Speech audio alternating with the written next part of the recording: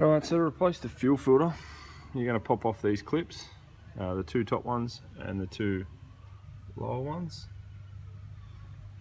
and then just slide the hoses off. So just get a screwdriver in there,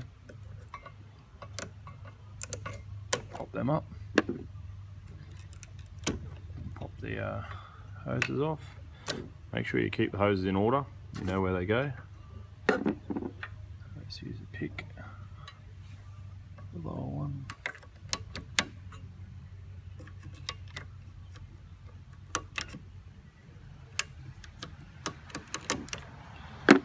Those two.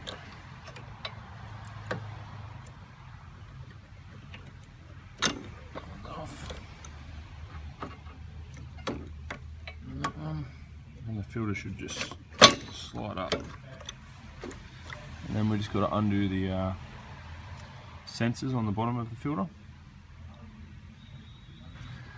So the sensor for the bottom of the filter, which is for the water sediment, is just to the right of the filter. Just sits there, which if you just push that tab in, the plug comes apart, and then you should be able to just slide the filter straight out of the car. Okay, now that you've got the fuel filter out of the car, just take note of these arrows on the screw cap and on the top of the cartridge, as when you put it back together they'll need to be aligned so that you can tell that the screw is correctly tensioned. And what I've done is just marked the top and the bottom of the cartridge so that we can line it back up when we put it together. Now just go ahead and unscrew this screw cap anti-clockwise. Okay, so we've got the top and the bottom housing separated now. When you get this apart, just get some carby cleaner or degreaser to wash it all out. You get a lot of sediment build up down the bottom around the float.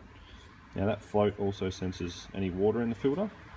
So when this is in the car, if you have a fuel light come up on your dash, a fuel warning light, you can unscrew this bottom tap to release any water in the system. So just make sure you get that really clean and then leave it out to dry, or give it a crack with the air blower just to get that nice and clean, and then replace the O-ring on the top here. So that's our old filter there, and then once you've cleaned all that out, new seal, just pop your new filter in like that, and then use, where did they go? A white mark, I find it hard to find.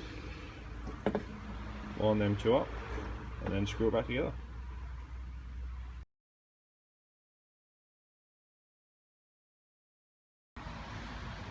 So now it's just a matter of refitting the cartridge back into the vehicle, getting the sensor wire plugged back in down here. So just re-clip them back together.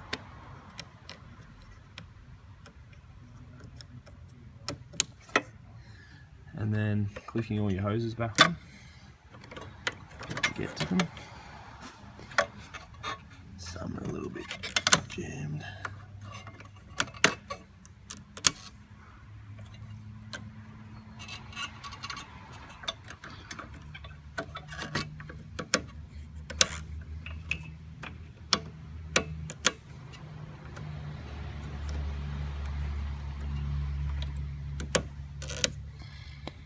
And now we go about priming the fuel system. Now it's just finishing the end of the second cycle, ready to start.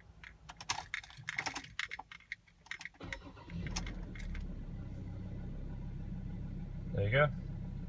Now sometimes you'll get a bit of an erratic idle, and that's just a little bit of air remaining in the system, and that's fine. Just leave the engine running for a little bit and that will bleed out naturally.